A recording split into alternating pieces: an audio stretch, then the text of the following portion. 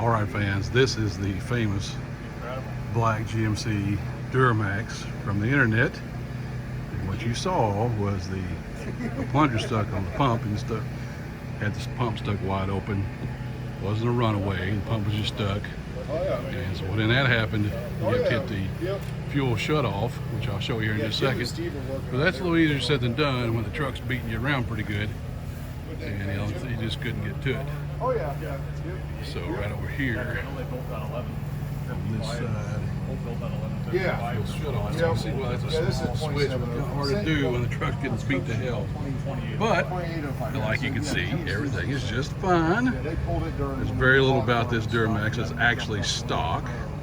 Very similar to the Cummins Killer also. I think the same chassis motor right there. And it is a steel body, just like theirs is. This is the one you've seen on the internet. And you got it running the next day. Everything was okay. And the fluid you saw coming out was the intercooler from the front up there. And I'll show you that in just a second. But this is super stock diesel, tube frame chassis, and it's got a SCS drop box and reverser transmission there. So it's pretty well durable. Let me show you the intercooler.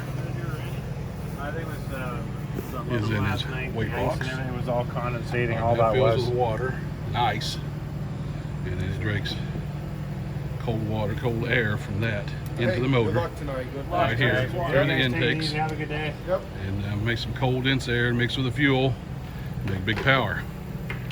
So there you go. Nothing's wrong with the truck. Everything's kosher. Driver's right there.